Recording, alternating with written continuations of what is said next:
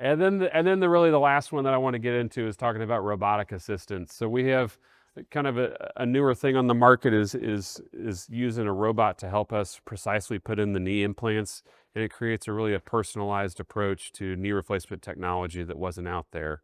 So why use robotic knee replacements? And specifically, the one that we have here is called the Zimmer ROSA, and why use that system specifically? So we're gonna get a little bit in the weeds in knee replacements, and I love talking about this, so bear with me here. But you can imagine if you drop a plumb line, which is, I don't know if anybody is familiar with that, but imagine you've got a line, a weight on a string, and you just hold it up. That's a plumb line. If I draw one from the center of your hip to the center of your ankle, it should roughly intersect the middle part of your knee, or at least that's what we want to happen, to evenly distribute the forces across your joint for longevity of the implant. In the past, we just kind of standardize things and we say, well, people are roughly this. And everybody's on a bell curve, not everybody fits on that, but we say most of the people are roughly at this angle, so we always cut their femur at 6 degrees of valgus, which means just a little bit crooked from perpendicular or parallel to the ground, and we cut people's tibia perfectly parallel to the ground here. So ultimately with the angles, it just means that you're getting an approximate cut based on whatever is in the population, not actually what your bony anatomy wants.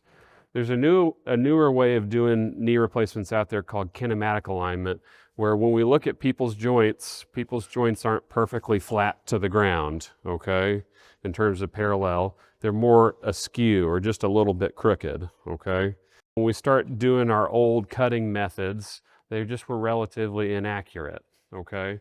So if you look here, you can see I want to make roughly a slightly skewed cut here. It's roughly 3 degrees off of perfectly flat to the ground. The old way of doing knee replacement is we would put these large guides on the outside part of your leg, and we would say, okay, well, this approximates what the tibia looks like, and we would cut off of that, and we would put a metal rod up inside your femur, and we would cut everybody based on kind of a standardized average, okay? It doesn't seem very precise, and in all honesty, it probably wasn't the most precise, but patients did well with knee replacements kind of regardless. The newer way, or the way the reason that this matters to us is, imagine if we had a 3-degree error in our cut, okay? So if we tried to cut everybody at 0 degrees or perfectly parallel to the ground, okay?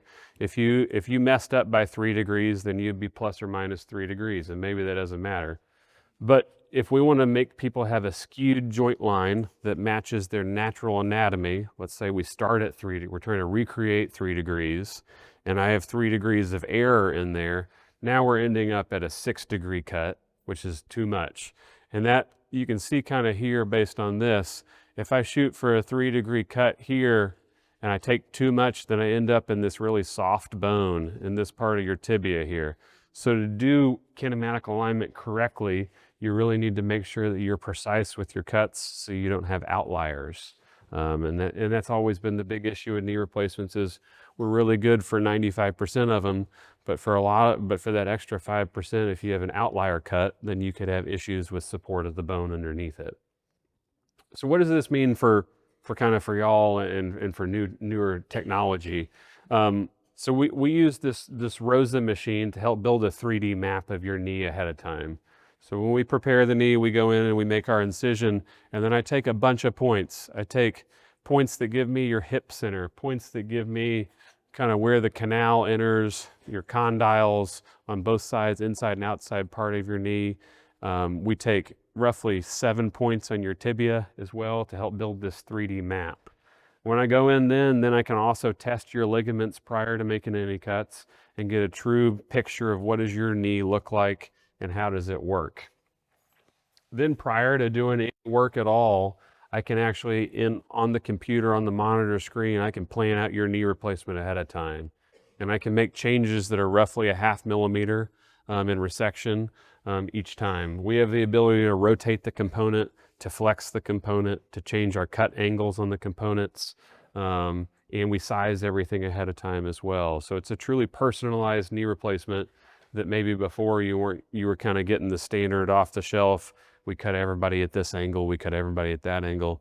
This is now one that I can tailor directly to patients and their needs. Let me show you kind of what the robot does and how it helps us. It has a floating arm that after we've planned everything out, I can hit execute plan, and it slides a cut block in place at the right angle, and we'll hold it in the right position while we use the saw to make these cuts around your bone. As we go through and we make the cuts, then we can validate them. So there's a way that I can actually check that I made the right cut as we go ahead, and we kind of get green check marks as long as we're within acceptable tolerances. This is a great case example of a person that you can see that they sort of have an oblique joint line up here so that it's tilted, and then I can put in a knee replacement that is also tilted according to what their knee has been like for many, many years. In terms of kind of the research behind this, it's great in that it helps us with reducing postoperative alignment outliers. It actually helps in our overall gap balancing between the inside and the outside parts of our knee compared to traditional manual instrumentation. And then when we look at generalized outcomes from this, people, at 12 months, that we have better improvement in our knee society scores, which is like a functional status score, and also what's called our forgotten joint score, which means at 6 months, do you wake up and walk around and remember, have you had your knee replaced or not? So really kind of the overall ROSA value that I see here is that it helps us in component positioning to give us a more personalized knee replacement, both based on your ligaments and your bony anatomy. And it gives me the ability to do a more anatomic positioning based on what the actual knee joint is supposed to be like and has been designed, by God. I really think that this leads to similar or lower revision rates. And if you couple this with our new press fit implants, the issue with the press fit implants in the past have always been, oh, are they going to come loose? I think if you can appropriately put the implants in the correct position, you have less likely of loosening over time. So there's improved early patient outcomes. I have to do less soft tissue releases so you have less pain after surgery, and it really recreates your natural mechanics from an early standpoint. And the other big thing is there are different robots out there. So you probably heard about the Mako robot, which is like the Stryker version of this. That one requires you to get a CT scan prior to surgery, which is a lot of radiation for the patient. So we don't have to do radiation using this robot and this technique. So in terms of orthopedic kind of services here at Charlton, we recently renewed our Joint Commission Total Hip and Knee certification, which was big. We have a Joint Academy program which is both an online and an in-person class that you can attend prior to getting your knee or hip replaced to get answers about what it's like to have that done. We've got brand new state-of-the-art operating rooms that just finished a renovation, I think maybe in March of this year. We do specific pain blocks. We have the robotic knee and partial knee replacements. We talked about anterior hip replacements, the minimally invasive one. And then I also do revision hip and knee replacements. So if you have one that you don't like, I'm happy to see you about it. I think that's kind of the main stuff. So thanks everybody. I appreciate it.